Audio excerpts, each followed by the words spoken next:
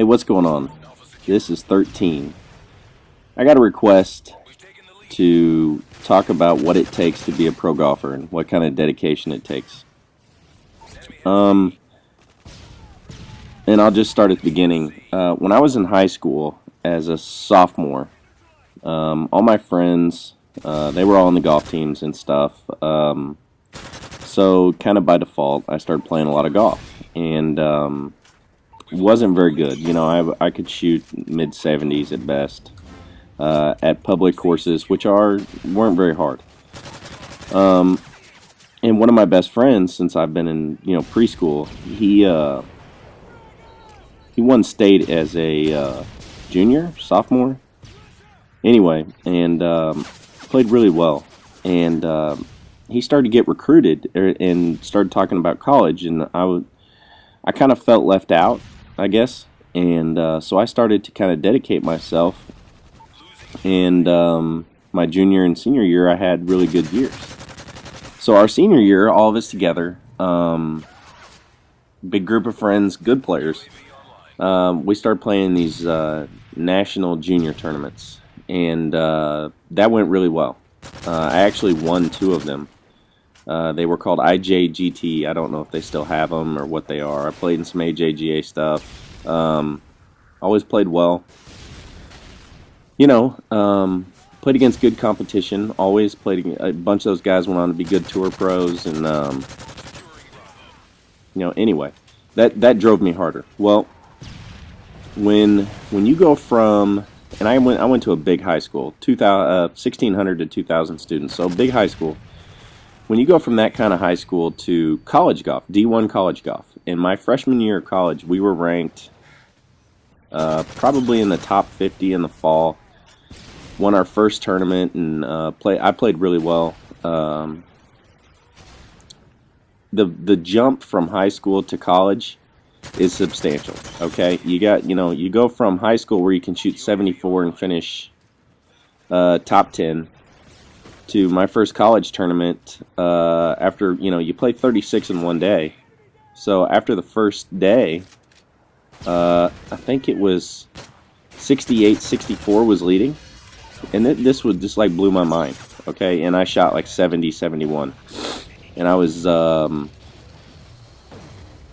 forget leading. I was middle of the pack, but my score counted for my team, and we were winning by 5 or 6.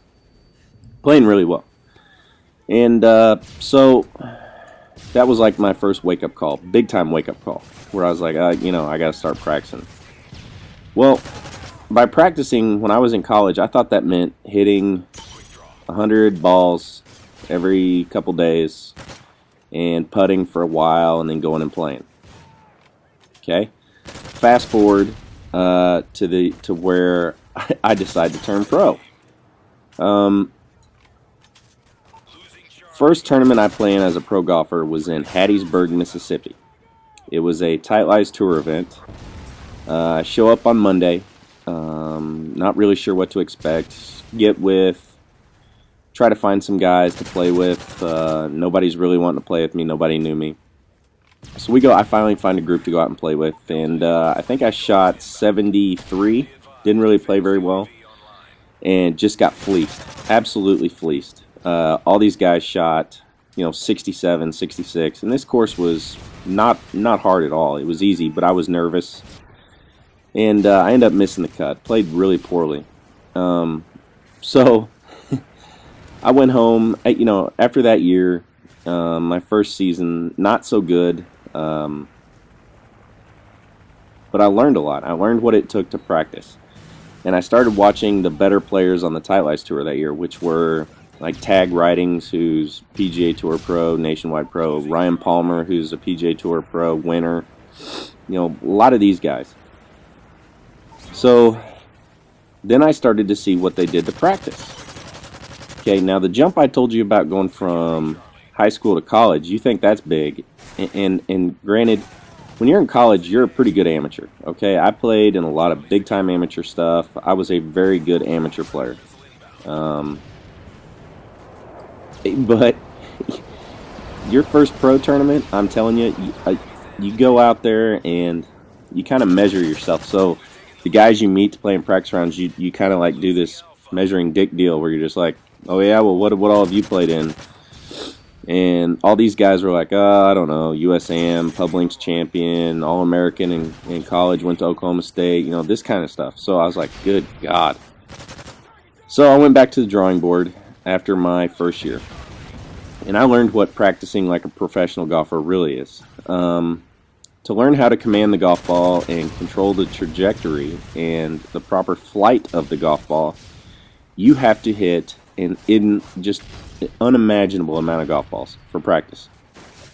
So it was not uncommon for me. Basic day as a pro golfer was get up 8:39, go to the golf course, hit balls till lunch, which usually meant 300 or 400.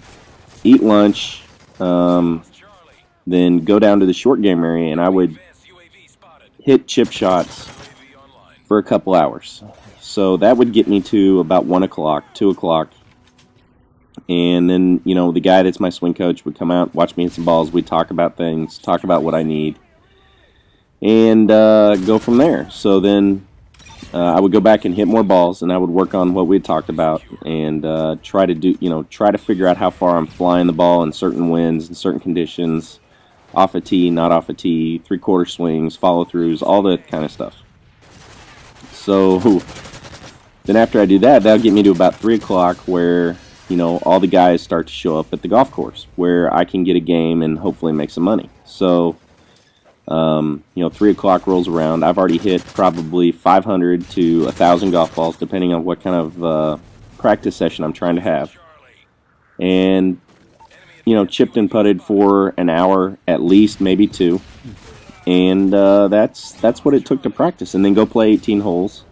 And sometimes hit balls afterwards or putt afterwards. And go from there. So you do this every day. And I would take a day off probably every 2.5 weeks.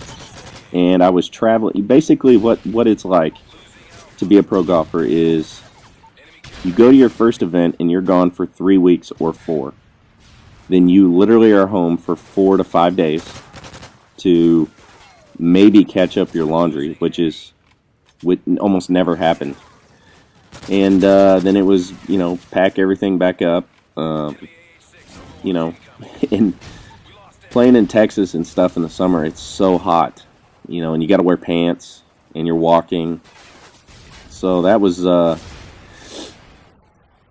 brutal itself. So you had to be in good shape. You know, I know you see on TV there's some guys that are bigger guys and stuff, but it's a physical test. I mean, it really is. And you know, it's just it is what it is. And you got to stay in good shape. You got to eat right. You can't go out drinking every night. And you know, you get to see the country. Yeah, you get to travel a bunch, meet a lot of cool guys. But it's you know, and I remember waking up in hotels having no idea where I was because I've been gone for so long and been so many towns. I would just be like, I don't. Am I in New Orleans? Am I in Shreveport? I don't know where I am. You know, and then when you're home even feels like a hotel because you're spending more time at the hotels than you are at home. So, you know, and I was away from my family for 3 or 4 weeks at a whack, and then in the wintertime, it was not uncommon for me right after Thanksgiving to just go to Las Vegas and practice in the winter in Vegas. And you know, then I'd be gone again for quite an extended period of time. So the sacrifice you got to make for me as a young father and a you know, we hadn't been married very long. It was tough. It was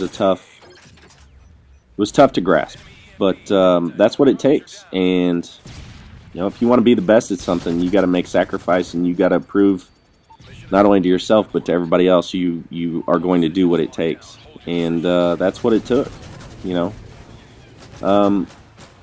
As always, thanks for watching, and I'll be doing some more information on this stuff. See ya.